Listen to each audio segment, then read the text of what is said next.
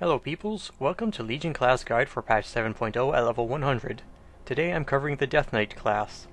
Before I begin, I will start by saying that you should keep in mind that the class changes were made to suit a character who has obtained their artifact weapon and has reached Legion's max level of 110. So while this may not be the most accurate guide to follow at endgame, it can be a very good place to start.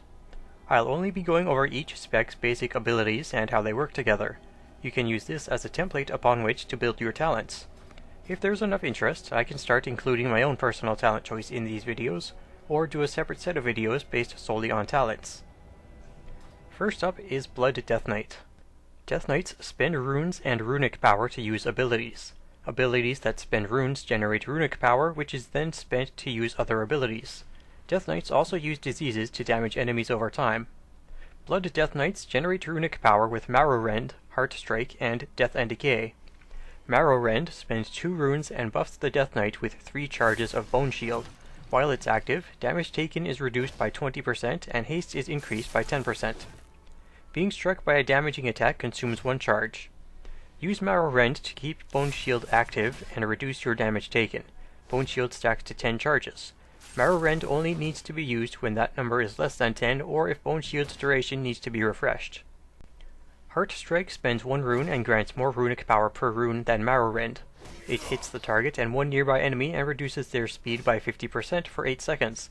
This is better used in place of Marrow Rend for generating runic power and when Bone Shield does not need to be refreshed or reapplied. To mitigate damage and spend runic power, Blood Death Knights use Death Strike. It deals damage and heals the Death Knight for 20% of all damage taken in the last 5 seconds. It will always heal at least 10% of the Death Knight's maximum health.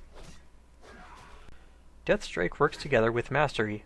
Blood Shield gives the Death Knight a physical damage absorption shield for a percentage of the amount of the base heal of Death Strike. To clear this up, if you're missing 100,000 health and use Death Strike to heal 150,000 health, Blood Shield would be a percentage of that 150,000 and not the amount of healing that was actually done. Dark Command and Death Grip are a Blood Death Knight's taunts. They both cause a target to attack them and increase the threat that Death Knight generates for 3 seconds. The difference between the two is that Death Grip can pull a target towards them, useful for getting a caster enemy in range. A Blood Death Knight's disease is Blood Plague. It's a damage over time effect that drains health over 24 seconds. Blood Plague is applied by using Blood Boil and Death's Caress. Blood Boil has no cost, 2 charges, and a short cooldown. It deals a large amount of damage and hits all enemies within 10 yards of the Death Knight. Blood Boil should be used frequently to deal damage for threat, and also to apply and keep Blood Plague active on all targets. Death's Caress spends 1 rune to deal a small amount of initial damage and apply Blood Plague to 1 target. Since it has a 30-yard range, this would be best to apply Blood Plague to an enemy that's far away or unreachable. In most cases, Blood Boil will be used to apply Blood Plague, and the rune required to use Death's Caress would be better spent on Heart Strike or Marrow Rend. Death and Decay is the final basic ability for Blood Death Knights. It costs 1 rune and causes enemies in a target area to take damage over 10 seconds. While standing in it, the Death Knight's Heart Strike will hit up to 3 additional targets. When the Death Knight's auto attacks hit a target infected with Blood Plague, the Crimson Scourge passive ability has a chance to allow the next Death and Decay to be used at no cost and reset its cooldown. Death and Decay is best used to maintain threat and deal damage against many enemies with Heart Strike. Use Blood Boil frequently to keep Blood Plague applied to enemies. Try to use it between the use of your other abilities to balance out and minimize the downtime on runes. Use Marrow Rend to keep Bone Shield active or Heart Strike to generate runic power if Bone Shield does not need to be reapplied.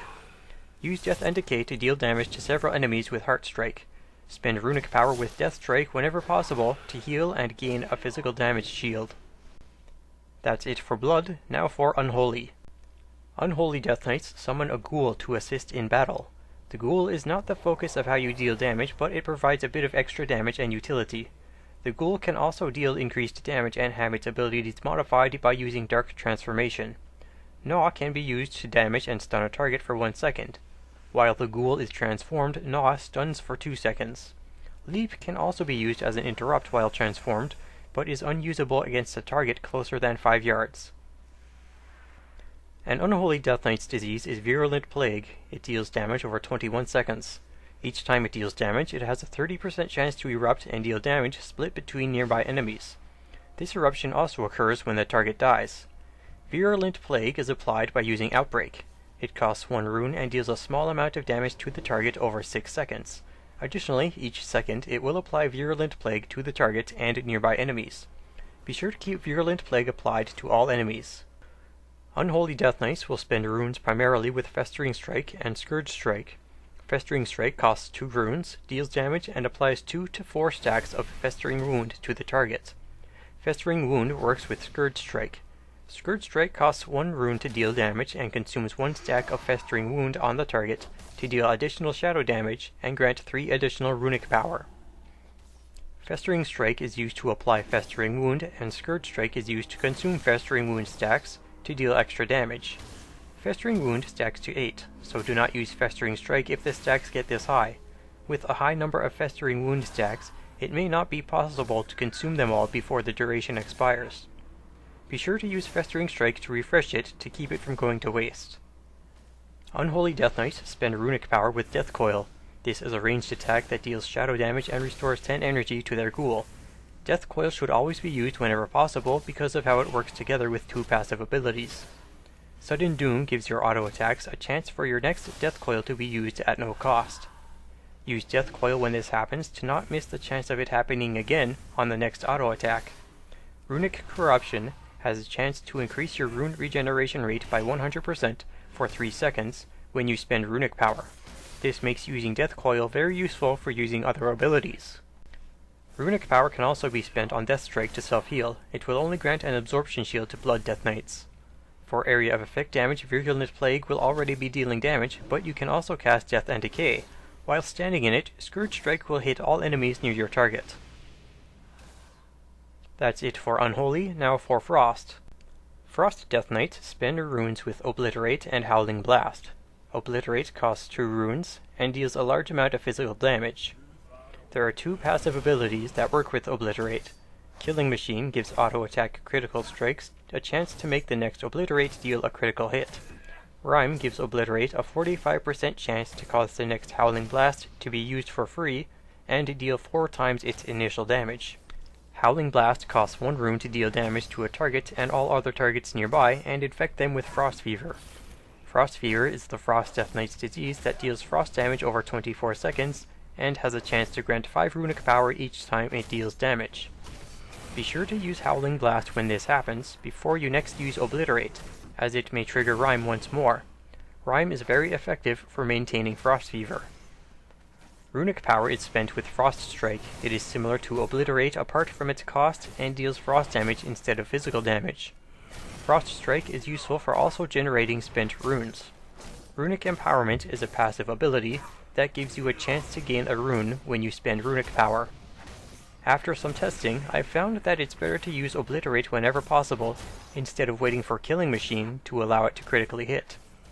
When first engaging a target, start with Howling Blast. Spend runes to use Obliterate, and if Rhyme triggers, use Howling Blast to apply and refresh Frost Fever before using Obliterate again. Use Frost Strike whenever possible for a chance to gain a rune, and to keep from generating excess runic power past your maximum.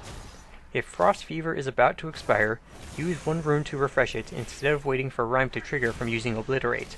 The extra damage and runic power generation must be maintained. For area of effect damage, you will deal damage passively with Frost Fever and Howling Blast. Remorseless Winter should be used as well. This deals damage over 8 seconds to enemies near you and reduces their speed by 50%. It has a 20-second cooldown, so you'll be waiting at least 12 seconds to use it again after it stops dealing damage. And this concludes the class guide for Death Knights in patch 7.0 at level 100.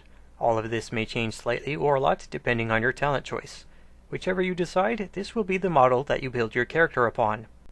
If you'd like to know more or have any questions, you can check out the video description for more info, or feel free to leave a comment. The next video will cover Hunters, and I'll go over Demon Hunters as soon as I can after they are available on August 9th. If you liked this video, leave a like, and if you want to see more class guide videos or anything else I do, feel free to subscribe. Until next time, be well, stay well, farewell.